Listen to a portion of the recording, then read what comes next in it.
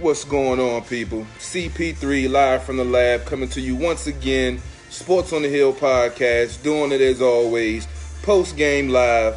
Redskins finally in that 4-game losing streak. Win the game 16-13 in Jacksonville. I'll be the first to say it. I didn't think they were going to win.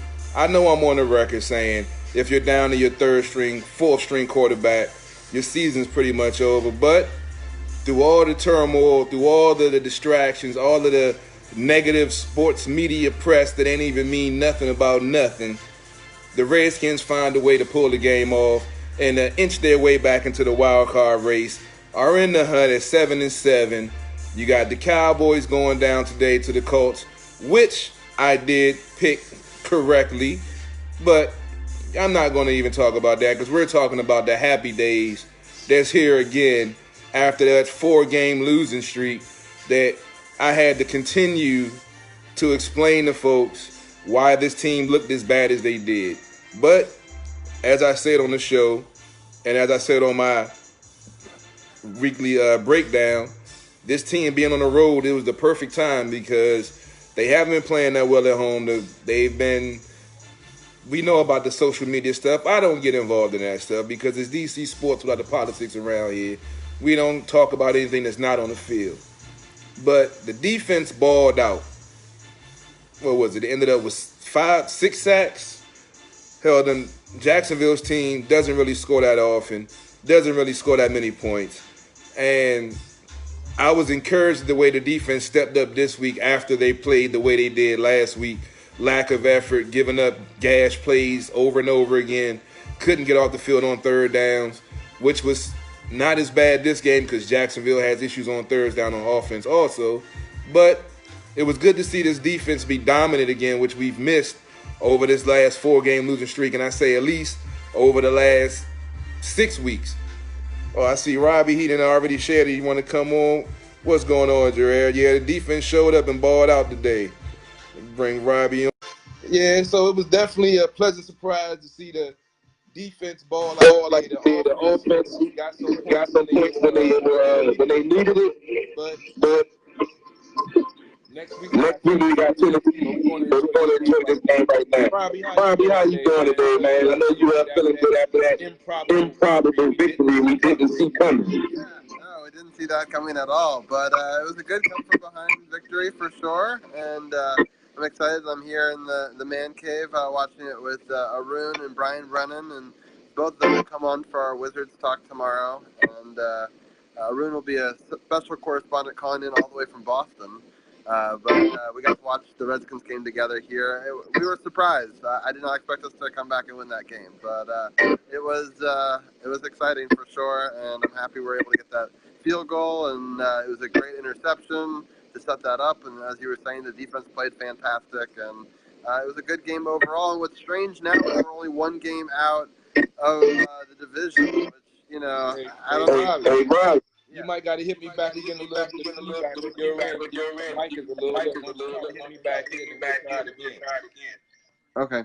Well, I'll let you go. But that's fine. I just wanted to say that I'm happy that we won, and I'll talk to you tomorrow on the show.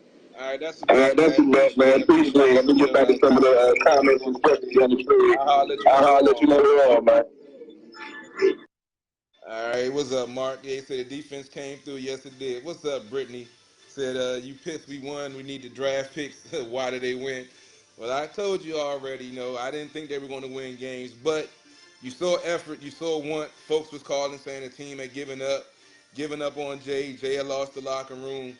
They had nothing to play for, but lo and behold, they found a way to win. I wasn't expecting to win myself. It looked kind of bleak, from the beginning, but Jay found a way to get Josh in place. He actually made in-game adjustments, people. So I got to pat him on the back. He changed up. I don't know why he wasn't using the same stuff in the second half and the first half, but, he started doing things to help Josh get more comfortable. Josh made a couple of good plays. He made a couple of bad plays and had a couple of lucky plays. But at the end of the day, they won the game. The clock read 0-0. They won 16-13. That's all that mattered. Mark said we still losing players. Yeah, The injury bug is no joke, man. It's ever since week 9, it's been relentless. But the team is still playing hard. Last week, as I said, that was the first time I saw the defense not show the effort they have shown all season. But you can't expect that. You got to expect once in a while the team to, after everything they've been through, to come out flat and not motivated or whatever. But they definitely came out motivated this week. And like I said, being on the road definitely helped this team, with this win because they didn't have to worry about all the distractions or all the, fans booing or whatever. So, like I say, pleasantly surprised at this team winning. Let's see. Mark said Johnson looked pretty good. He looked all right. I ain't gonna say he looked pretty good. He looked all right. He's good with his legs. You can see that if the first read isn't there, he hit the second read. The second read ain't there, he breaking the pocket. So that's a good thing, especially with the offensive line being as banged up as it is. You saw how much pressure Jacksonville's front was getting, but he did make some good decisions, and he didn't turn the ball over. So that's a win. I say he played decent. I can't say pretty good. Mark said we got the pick, or that pick call. Yeah, I was shocked that they called that offensive interference. I thought it was a hold, but they asked for them to actually call the pick. I wasn't even expecting them to call it, so when they actually, announced it, it caught me by surprise too. So that was a pleasant surprise to see them call that, being all the holding calls they missed on the center, on Ryan Kerrigan, or on Preston Smith that they didn't call, but at least they called one at the right time when the defense, the team needed it. Also, got to give a shout out to Fabian Moreau. I know I've been a little critical of him getting kind of toasted out there when he played on the outside. He came up with a nice pick to help give the team the ball so they were able to go down and get the game-winning field goal. So when I talk about it when they do bad, I also give them a shout out when they do good. So we definitely needed Moreau to play, step and make that play. You had Zach Brown. He played well. He had a couple of pressures and a sack, a loss of a tackle for loss. Mason Foster made some solid plays today, even though he did make some gap assignment gaffes, but they won the game. Like I said, I'm not going to harp on the bad things because they ended the 4-game losing streak, and we got another Victory Monday, which we haven't had in a long time. So make sure y'all tune in to Sports on the Hill podcast Monday night from 7 to 9.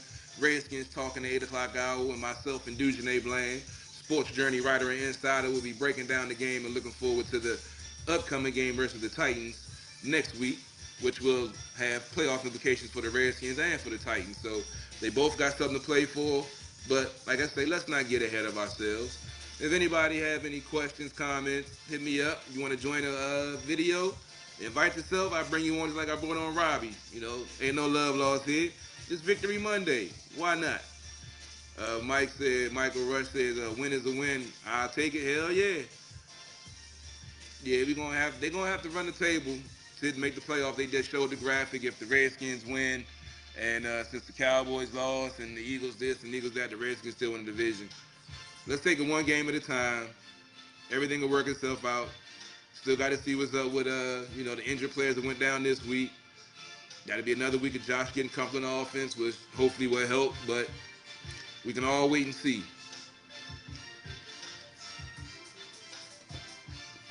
By the way, that's another Beats by CP3 track playing in the background. Just made that the other night for another client. So like I told you, hit me up, inbox me looking for them beats, movie soundtracks, independent artists. I got you covered. We do it all over here. Mark said the team showed heart. Most definitely they did. I wasn't expecting, that much effort from them after what we saw last week. But they definitely did step up. They put up a shut up. You ain't hear a whole bunch of talk. You just saw them go out there and execute. Brian Kerrigan was out there playing. Shout out to him. Excuse me, for becoming an all-time sack leader on the Redskins squad. So they gave enough effort. Jay found a way to get points when needed. Still can't hit that 20-point barrier. But, like I say, a win is a win. Jacksonville has a limited offense also. They average 16 points a game. They put up 13. Redskins average 19. They put up 16. That's just how it falls out sometimes. But A victory is a victory. And I'm also got the Seahawks versus the 49ers game on. That's a 0-0 Seattle. Oh no, Seattle just scored on a Doug Baldwin touchdown catch from Russell Wilson. They're looking to clinch a playoff spot with the Rams pretty already locking in their playoff spot and almost ready to win the division, I believe. I think if they haven't already won the division, I got to look at the graphic again. Buffalo has beaten Detroit 14-13. And I got coming up next New England and Pittsburgh. So we got some good football coming up. Playoff implications all over the place. Let's see. Mark Moore says we need the Vikings to lose, and we could also get a wild card. Yeah, I mean, Vikings. I believe they pulled off a victory today, so they're still behind them. Like they're 7-7. Vikings are 7-6-1. So yeah, the Vikings are going to have to lose, but the Redskins win. They still got the Eagles at the end of the season, the last game of the season. Cowboys lost to the Colts. I believe they have the Giants next week. I'm not sure. I don't know who they play, but still up for grabs. I know I figured it was over, but if Jay finds a way to get them in the playoffs, even though they might not go that far, gotta give him some props. Not a lot, but you gotta give him some. Kim, what's going on? Says you can't say anything bad about the coaches. They got the team ready with the totally broken team. D stepped up. Totally agree, Kim. That's why I said, Jay found a way to get enough points and do enough to get the team to win with the backups to the backups to the backups and players going down during the game. Yeah, I don't have nothing bad to say about Jay this game. Rachel says Johnson looked good. He looked okay. He looked better in the second half when Jay started doing things more to his strength. Hopefully Jay does that going into the first quarter of the game next week and not in the second half. But yeah, he definitely looked better than the previous sample we'll be having the field with Sanchez. Mark Moore says red zone. Yeah, well that's hey, red zone issues been red zone issues for a while under Jay. Like I said, as long as they got points, when they got enough points to win the game, they went up against the Jacksonville offense that's limited. Next week they got Tennessee. They really don't put up that many points either, so hey, it might be another 16-13 game. Who knows? What's up, cuz? I ain't even see you jumped on. He said a win is a win. Jay still needs to go, even if they make the playoffs or win the division. Well, I mean, how are you gonna fire him if you win the division after going through what he went through the last 4 weeks with the injuries? I mean, I will keep on saying. I say we just need to tweak it, take the play calling duties from him, let him be the figurehead like Garrett in Dallas, and stand there and look stupid and clap on the sidelines and look stupid at the podium at the end of the game. I'm cool with that. Keep his offense, get somebody else calling plays. And I think this team would do a lot better. I don't think we need to blow the whole thing up and start from scratch. A lot of folks think that. I don't agree, but I always go against the grain, so that's just me being me. Let's see. My cousin said Cowboys got Tampa and the Giants. Okay. Tampa's been playing decent. They might give the Cowboys a little go. They might be able to pull an upset. Who knows? Mark says he got confidence going in Nashville next week. Yeah, Tennessee, they've been up and down. They've been going back and forth. They got their running game going, so the defense definitely going to have to be gap sound and tackle because Henry has been rolling. He had 230 yards the week before. I think he had over 100-something yards this game. So they definitely going to have to tackle and wrap up. And watching the 49ers Seahawks game, and there's a punt return for the 49ers. Looks like he's going to take it to the house. And yes, he just did. Looked like it was about an 80-yard punt return or a kickoff return. I got to see because it looked like Seattle got 6, and they must have missed the extra point. And I think that must have been the kickoff return. I'm not sure, but he took it all the way back. 6-6, about to be 7-6. Yeah, it was a kickoff return, a rarity. Didn't make it to the end zone, and straight line running, he was gone. Janikowski, yeah, he's an old man. There's no way Janikowski's going to stop him. He just ran to the sideline like, you know what, I'm going to go ahead and just get off the field. What's up, Sith Lord? Said we control our own destiny. Yeah, true that. What's up, cuz? He said he think Callahan called the last drive. Peterson was 7 yards deep, and he was effective. True. I mean, I started a hashtag last year, Bill Callahan for OC. I don't see an issue with it. He's a run-heavy coach. You look at his past history in the league and in college, his offenses produce, and they're consistent. But I'm just a dude on Facebook Live talking trash, you know. Let's see. Mark says we moved the ball pretty well, but came up short a lot of the time. Yeah, you can say that for Jay's tenure. Yeah, I mean, I'm used to it. It's nothing surprising, and being like I said, being the fact that you have all the injuries that you have, and he was able to pull it off. I'm not even gonna talk bad about Jay this week. I'm not, because he did something I didn't think he was gonna be able to do, which is win. I didn't think he was gonna win the game for the rest of the season, but I'm happy to be wrong. Let's see. It said Daniel said he's feeling better about Tennessee on Saturday afternoon. We'll see. Oh, it said Tennessee shut out the Giants today. Yeah. It said Jay is a 500 coach. That's why he has not go to the playoff or not. I mean, true. That's all truth. I can't. Like I said, I'm not a Jay fan. I just don't think blowing the whole thing up is going to make this team better. Because who are you going to pick as the head coach after you get rid of Jay? Folks was talking about McCarthy. He said he going to take the year off. Folks talking about Harbaugh. He said he's staying in college. Who else is out there that's going to be able to come in and make a difference on this team and make this team better? I don't know. Nah, cuz you got a full bar. Why you ask for my little bottle of 17? You probably got a whole fifth sitting on your bar with a other couple bottles of something else. You can't have none of my bottle. No. We still got to get some FaceTime anyway. I'm going to hit you up next week, see when you in the office to come by and rap to you. You got a lot of stuff to talk about. Oh yeah, my bad, Sif. Bring on Sif Lord. Additional True Radio family member. He's on True Talk Tuesday nights. Causing a podcast every now and again. Sometimes he's on the Thursday show also. What's going on, Sif Lord? How you feeling after this improbable 16-13 victory? It's like what I've said time and again, not only on Sports on the Hill, but also Earth's House.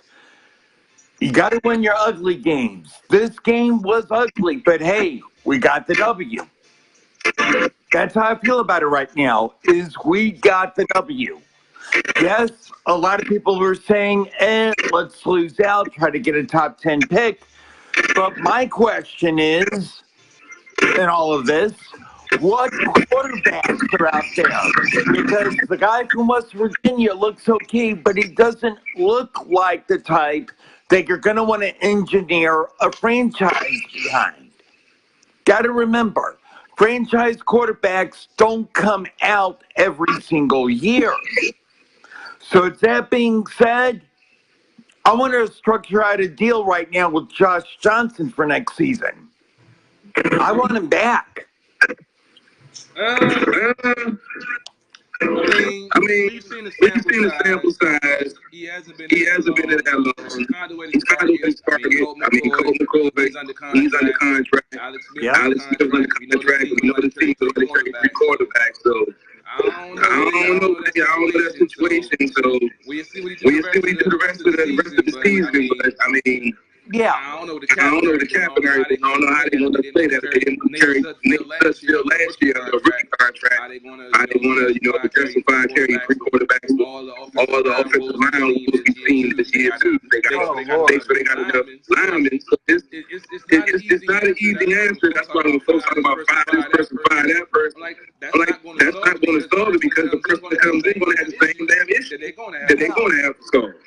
I mean, get this. You got people asking to get Mike McCarthy. The minute he was fired, we got to get McCarthy. I'm like, slow your roll. Dude probably wants, as you just said, he's going to take a year off. All right, scratch him. Jim Harbaugh, well, he wants to stay at Michigan. Okay, scratch that. Yes, there are coordinators out there you could bring in. People hoping Mike Tomlin gets fired. Tomlin's not getting fired. You have a small section of the Steeler fan base that wanted to be fired day one, but that doesn't mean he's going to be fired. The Steelers have not fired a head coach in decades. They're not doing it now. So Yeah, I mean, you heard the rumors, but rumors are rumors. So All we can do all is we can do is wait and see how it plays out. I don't even want to get too far ahead of ourselves. But the coach Kerr said, we got a couple good comments. Ian, what's going on here? Appreciate you joining in. He says next year they have Flacco, Flacco, Bridgewater, Bridgewater, and and I guess that Julio Jones available free agency. So it's interesting. I mean, Flacco, you see Lamar Jackson going to stay in Baltimore. So, And it's no, they say and it's it's really really strong quarterback strong quarterback this year. draft this year. Flacco be able to Change over change over until you get a new quarterback in the next draft, or get Bridgewater, who's been sitting on the bench all season, that could use could use another shot, but you've already had a bad injury with the offensive line. Might be setting Might be setting them up for another injury. So it's not an easy answer. All we can do is just wait for it to play itself out. I've got the Steelers-Patriots game on. It just started. The Steelers are driving down the field as we speak. And their run game looks pretty good, given the fact that Le'Veon Bell isn't in the picture at all this season. Samuels just had a really good run. But I got to tell y'all, I think that the start of A Tale of Two Cities best describes so far the Redskins this year. Best of times, worst of times. Worst of times, injury bug. Absolutely. Hands down, this is the worst injured team I think we've ever seen in Redskins history where it comes to injuries. This is about the worst. This is totally chaotic. I mean, last year was bad, but it was spread out throughout the whole season. Yep. This whole last 5-6 weeks, losing two quarterbacks, two running backs, two wide receivers, 5 guards. I don't know anybody that could recover from that. And like I say, despite that, Gates still found a way to win a game today. So yeah, they did. Got to give him some credit. I give Jay credit. As much as I criticize the dude, guess what? When push came to shove, this team got it done today. Now, remains to be seen at Tennessee hosting Philadelphia, our last 2 games of the season, what's going to happen. I had us finishing 9-7 at first. Now I'm thinking maybe 8-8 or 7-9. But if I say blow it up right now, you can't afford to do that right now. Yeah, I'm way up. I had 11-5 before the injury, so I was on track. Once the injury bug hit, it knocked me out. I know Robbie put 7-9. I'm thinking 8-8 is realistic. 9-7, it can happen. Will it happen? We can only wait and see. Will it happen? It's like a coin flip, except I wish we had 2 faces coin and not a regular coin. Anyway, I wish everyone Godspeed. If I don't talk to y'all here face to face like this or through the chats, I hope everyone has a happy holiday season. Kwanzaa, Christmas, Hanukkah, New Year's, all wrapped up. But also stay tuned for so much more, though, because our network, They ain't ready. They just found out about the syndication. Yep. They found out how much they spend. They're not ready, but they're going to see us. It's all good. Hey, it's like what you tell people. You may not like us, but you're going to see us. Indeed. Yes, sir. Don't have a choice. All right, brother. All right. Appreciate you doing it, man. I'll let you later on, man. All right, homie. I'm out. All right. Let's see. Get back to some of the comments you got here. Let's see. Dion was saying Foles is a system quarterback. He would not fit in certain offense. You got no argument with me there, Dion. I mean, I was just naming the folks that they mentioned. That's all. I didn't say I agreed with it. I was just mentioning the folks. They said in free agent. Okay, let's see. Yeah, we have been injured for several years. I'm not sure. You really can't. I mean, broken legs and stuff like that. You really can't blame the strength and conditioning coaches. It's just been fluke injuries that has been hitting this team. But other teams have been hit with injuries too. So it's just that The Redskins' depth isn't where they wanted to be, and the backups aren't as good as the starters. Yet, that's why you continue to draft, like they've had the good 3 drafts in a row. You keep on building off of that. That's why I say when people talk about fire Bruce Allen, it seems asinine to me because the last 3 years drafts, that's been his draft. Even though he uses McLuhan's playbook, it's still his draft. He's done a hell of a job. Cap, he's done a hell of a job. So I don't know why folks are so pissed at him, but I got my opinion. Y'all gotta have y'all's. Brian said that's why it's hard to complain about the offense, little to work with. Yeah, but that's been the excuse for a while. How many drafts did they draft for the offense? You know, and the players didn't pan out because they were the guys that Jay wanted. Now that they've started drafting, best player on the board, stronger defense, stronger lines, they've had 3 successful drafts. So you got to get the players when you get them, but you also have a coach that's going to play and call plays to their strengths.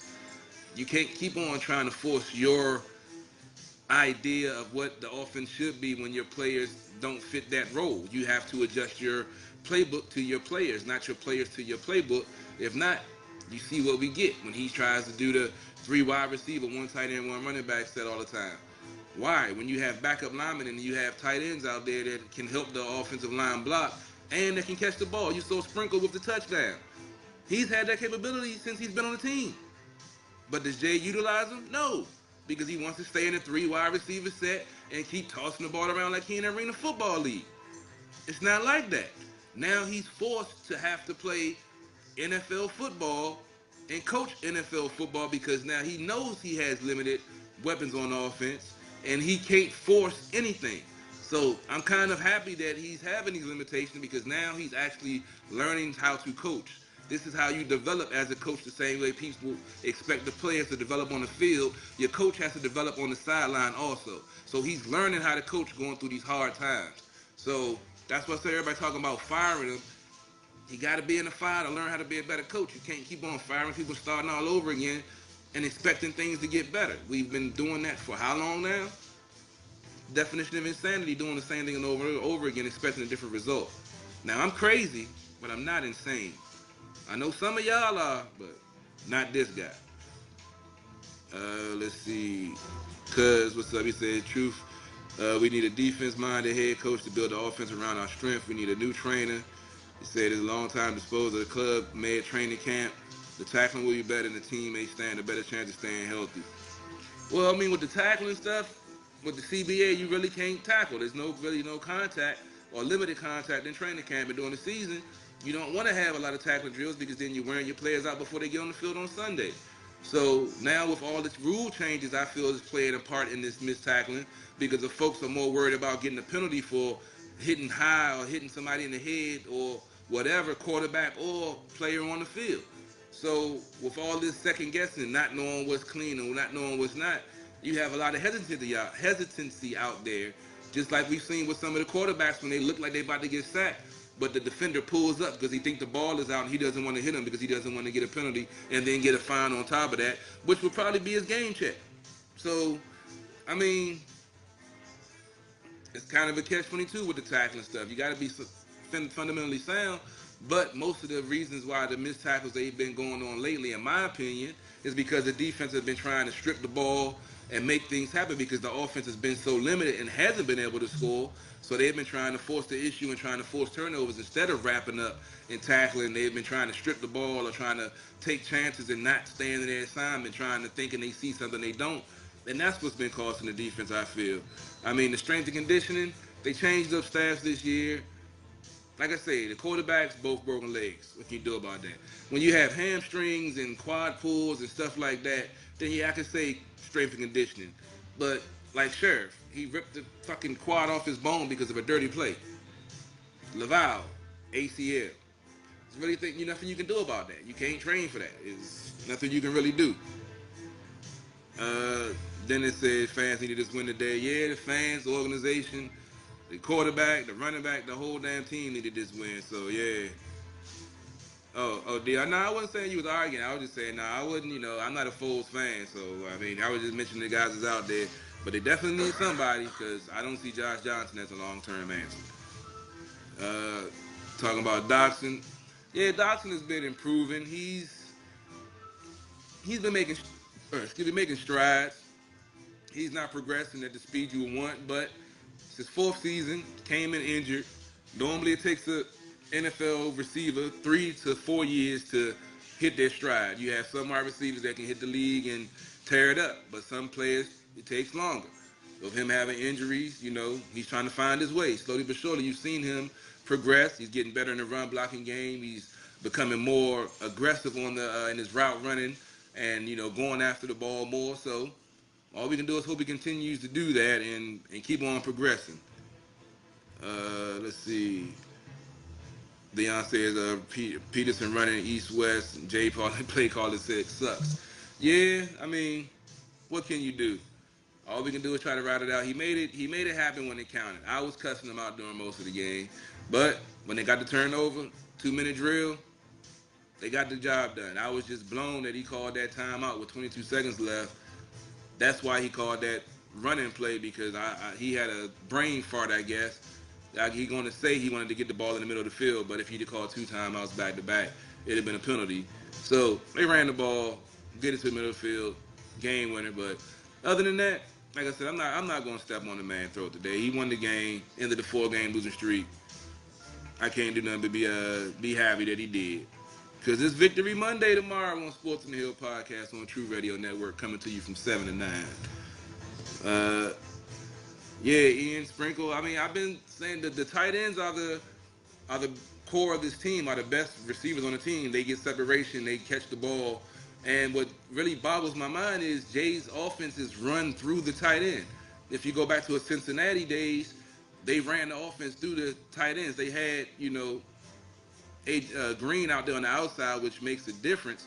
But everything was going through the tight ends, up the seam, crossing routes, corner routes in the middle to make those safeties come up to get the wide receiver in man-on-man coverage when they were doubling him off the break. It's all about scheme and design. That's why they tout Jay as a great play caller, because his playbook is nice. That's why I don't want to, get rid of him and his playbook, because his playbook is nice when you use it correctly with the talent you have on the field. When he was in Cincy, he could do some of the things he wants to do here because you had a AJ Green on the outside. You don't have that here. Different ball game. He doesn't know how to adjust. But like I said, he adjusted this game and it worked out in our favor. Hopefully he does the same thing next week.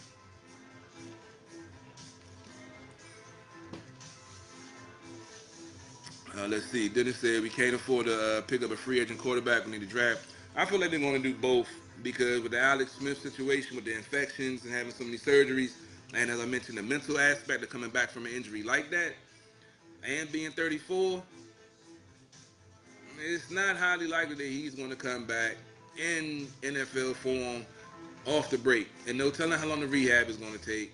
So they're going to definitely have to get a free agent quarterback and draft one. But if they get a Flacco, I mean, why not ride with Flacco for a year and draft someone in the better draft class?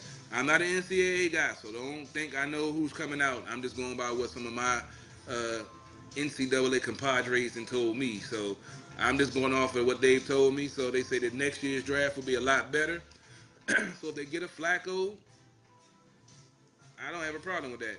Sign him for 2 years, draft the rookie the year after that, go from there. I don't have a problem with that.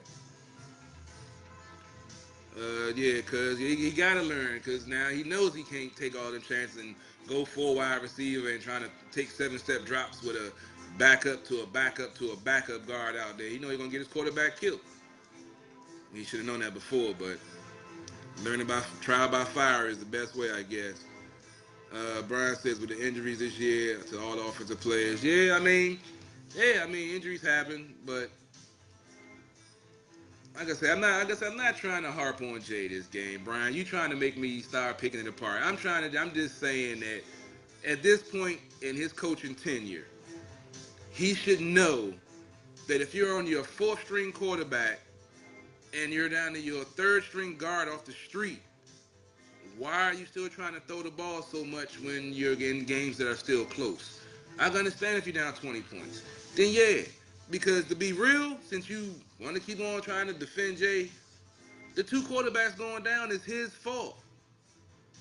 When you have backup linemen, why are you throwing the ball 40 times?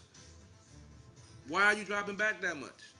He put those guys in those situations to get hurt because he doesn't stick with the run. See, I wasn't trying to get on the Jay Harper show, but Brian, you keep on defending him, and I gotta keep on proving and calling bullshit. People have been giving him excuses. The DC sports media, the analysts, the ex-players, everybody has been giving this man an excuse because his last name is Gruden. Both Grudens are overrated. So y'all can tout on that name. He's an AFL quarterback and the AFL coach in his first NFL coaching stint. He hasn't done shit. So please stop defending this dude like he can't do wrong, but you throw everybody else under the bus from the quarterback to the running back to the fucking water boy. They will blame anybody but Jay. So please cut that shit out. Because I told you, once I get in that press room, I'm going to hold his ass to the fire. It might be one and done for me, but these questions that y'all don't want to ask, I'm that person to ask. So you can keep defending him and keep on throwing everybody else under the bus, but that don't fly on Sports on the Hill podcast. It might fly on 980 or 106 and 7, but that don't fly here. So you can take that defending Jay shit somewhere else, bruh.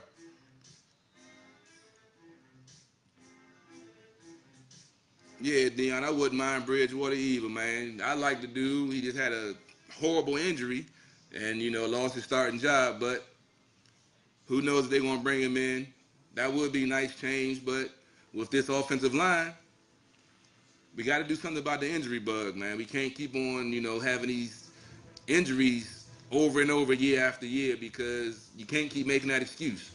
And that's why I feel another reason Jay is going to be back because he has a built-in excuse of the injury. So that's why I say all this fire me stuff. Nah. Dennis says Richardson was a bust. I mean, he really never had a chance to, show what he could do. Once Alex started learning the playbook, you saw them stretching the field. He made a couple of good plays, and then he got hurt. It was his first year, too. So, I mean, you can't call him a bust. And plus, he was coming out of Seattle. He was on his way up. That's why, they picked him up because they felt like he was about to, take the next step to being a quality wide receiver. And then he got hurt. But he was, stretching the field, learning to play the playbook, and him and Alex was, starting to build some chemistry. So I can't say he was a bust. It's so quick to say people that they're a bust. Got to give it time to develop, man. Oh, you saying somebody else was saying that? Okay, yeah. I mean, Richardson, I think he'll be all right as long as he come back healthy. I think the team is going to be. He's definitely going to help the team, especially with Crowder being a free agent. I'm not sure what they're going to do with him because he shows flashes of being a receiver. I thought he was going to be, 2 seasons ago when he had that, stellar season, but the last 2 seasons he hasn't been able to stay healthy. So, and he's probably going to want a decent sized contract. But then you got Trey Quinn, you got Richardson, who you gave a decent contract to. You got Dox, and his contract I believe is up. So I mean, you got some tough decisions to make. You got Mo Harris. I mean, got to make some tough choices, man. Are they going to go after some wide receivers in free agency? I don't know what the wide receiver class look like in the draft. So it's a lot of questions. Like I say, I don't know it all, but that's why we got experts that I can talk to, and they can damn sure come on the show and tell us what's what. Y'all two going back and forth. I ain't got time for that. Georgia quarterback. What's his name, Brian? I don't, like I said, you got to tell me about him. I don't watch college. Break it down. Said he's a sophomore, only a sophomore in Georgia. Okay. Let's see. Ian says that was the thing with Alex Smith riding out for the year and drafting new. That's a definite instant. I guess he was saying insanity. Nah, Mark, me and Brian be going at it. Brian knows all love. Me and him be going at it all the time. I'm just tired of him keep on defending Jay, but want to throw everybody else under the bus, man. I can't deal with it, especially because the sports media does it all the time in this area. I know y'all tired of them not holding him to the fire and letting him slide off. Oh, I got to go watch the tape. But when you win, you know everything. You know how everything works. But when you lose, oh, I got to go look at the tape. Man, you know what the hell you did wrong. Brian doesn't defend Jay, but Brian sometimes gets on the soapbox. Me and him, we had a little slight Twitter altercation a few years ago, but sometimes Brian B. Mitch says some things for effect sometimes to get people riled up. But he's on point most of the time. Sometimes I don't agree with him all the time, but I respect his opinion, and I leave it at that. Yeah, Johnny, I'm good. Sometimes I got to get on my soapbox. Sometimes I got to get animated. Folks like to see me get hyped. So I try to stay chill. But sometimes folks like to see the fire in my eyes come out. So, you got to give the people what they want every now and again, man. Ain't nothing personal. Ain't nothing, no animosity. Let's see. Mark says, "Oh, you don't forget Geis." Yeah, it's funny. I ain't gonna say I forgot about him until I saw him in training with Ruben Foster last week, but I totally forgot about the rookie because, well, like I said, I don't follow college, so I never really followed him. I was waiting to see what he did on the field. After I saw his highlight reel, I was like, yeah, I want to see him as a Redskin running back, but I saw him at one playoff, that preseason game, and that was about it. Brian, we didn't already discussed about Peterson. I'm gonna go ahead and use the same example I didn't use before. The first Giants game, when everybody was loving Adrian for running that 64-yard touchdown, he got 150 yards. That was on 26 carries. The previous 25 carries, he had 86 yards. That's under a 4-yard carry. But what did Jay do? He kept feeding him until what? He busted the big one in the end. Wow. Wonder how that works. It's called football 101. You don't always get the 4, 5, 6, 7-yard carries in the first half. You wear that defense down, and then you run it down their throat in the fourth quarter when the game is close. Because when they're pass rushing, they're teeing off on the offensive line. When they're run stopping, they're getting run downhill by the offensive line. That's more wear on their bodies. That makes them tired. That means in the fourth quarter, they're not as quick to hit their gaps. They're not being gap sound. They don't tackle soundly. And whoa, you get a 64-yard winning touchdown run by a 33-yard running back that nobody thought had it in the tank. So, cut that bullshit out. You keep on coming, I'm going to keep frying you. Let it go. Let it go. Let's see. Yeah, it is amazing the team is 7-7. But we got some interesting games in the second half. I got to get ready to set the link up for the show tomorrow. Still 49-7-6 over the Seahawks. They got a commercial in the Pittsburgh, New England game. So, and then we got an interesting Sunday night game also with playoff implications. So, I'm going to get out of here, let y'all enjoy the rest of y'all Sunday of football. As you see, I got my adult beverages open, and I'm about to continue to partake of those. And I might make a couple of more tracks for y'all to check out. But be sure to tune in to Sports on the Hill podcast Monday night, 7 to 9.